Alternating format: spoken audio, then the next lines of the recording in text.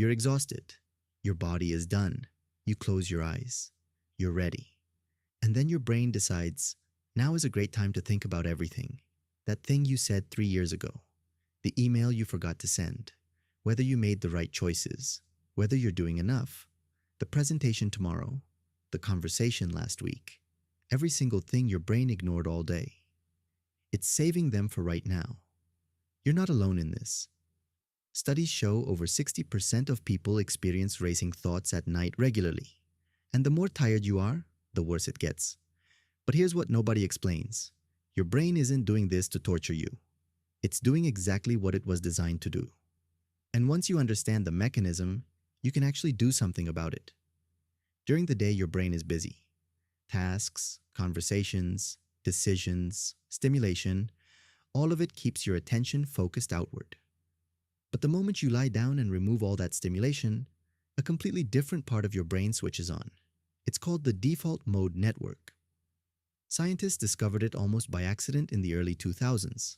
They noticed that when people stopped doing tasks, their brains didn't go quiet. They got louder. The default mode network is a system of brain regions that activates specifically when you're not focused on anything external. It handles self-reflection, future planning, replaying the past, running simulations of things that haven't happened yet. It's sometimes called your brain's idle mode, but it burns almost as much energy as active thinking.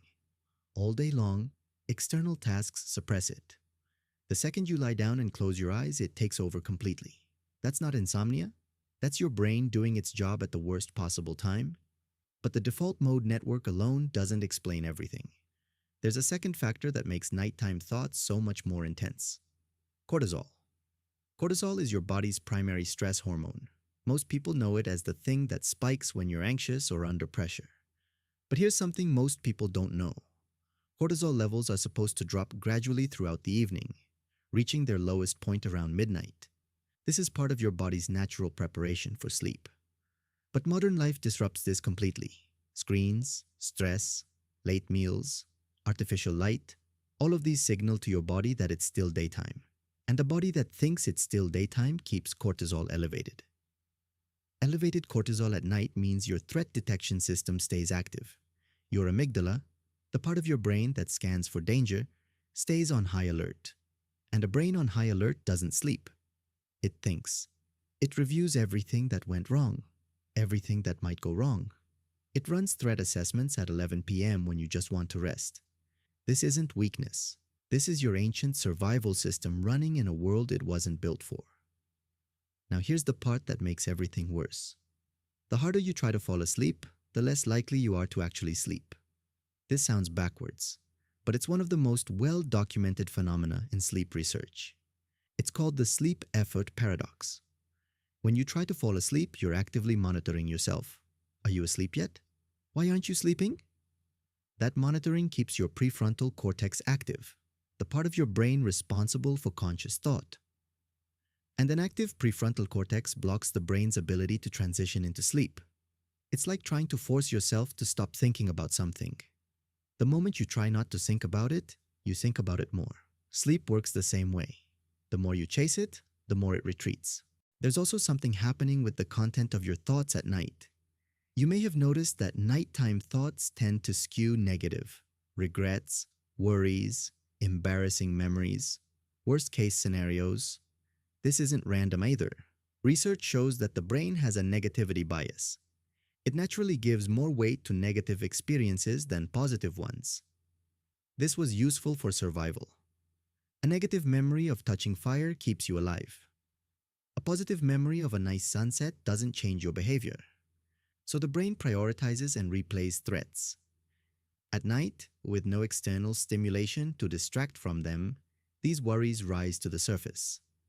And because you're tired and your prefrontal cortex is less effective at regulating emotion, they feel bigger and more catastrophic than they actually are. The argument from last week feels unresolvable. The problem at work feels insurmountable. Your brain is processing real things, just with impaired emotional tools. Here's something that might reframe everything. Scientists believe racing thoughts at night actually serve a purpose. Sleep, especially REM sleep, is when your brain processes emotional memories. It replays experiences, strips away the emotional charge, and files them into long-term storage. So when your brain loops through difficult things right before sleep, it may literally be preparing them for processing. The problem is when this process gets stuck in a loop without actually reaching sleep. The thoughts keep circling but never get processed because sleep keeps getting interrupted. Understanding this matters because it means the goal isn't to silence your brain. It's to give it the right conditions to do what it's already trying to do. So what actually helps? The first thing, scheduled worry time. This sounds strange, but the research behind it is solid. Set aside 15 to 20 minutes earlier in the day. Afternoon works best, specifically to worry. Write down every concern, every unresolved problem, every anxious thought. Get them out of your head and onto paper. When a worry appears at night, your brain now has a reference point. This is already on the list. It doesn't need to keep reminding you. It can let it go, at least temporarily. The second thing, the cognitive shuffle. This is a technique developed by sleep researcher Luc Beaulieu-Prévost. Instead of trying to clear your mind, you deliberately fill it with random, unconnected images. A red umbrella, a fish, a train station, a yellow door. Images that have no narrative connection to each other. This disrupts the default mode network's tendency to build story loops. The randomness confuses the part of your brain that wants to find patterns and solve problems, and it creates conditions much closer to natural dream imagery, helping the brain ease into sleep. The third thing, the 20-minute rule. If you've been lying awake for more than 20 minutes, get up.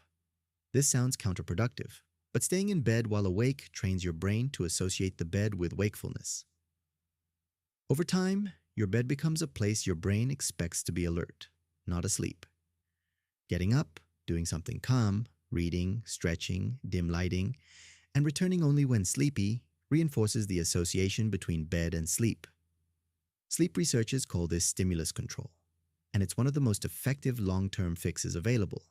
One more thing most people underestimate, room temperature. Your body needs to drop its core temperature by about 1 to 2 degrees to fall asleep. A cool room, around 65 to 68 degrees Fahrenheit, supports this process naturally. A warm room actively fights it.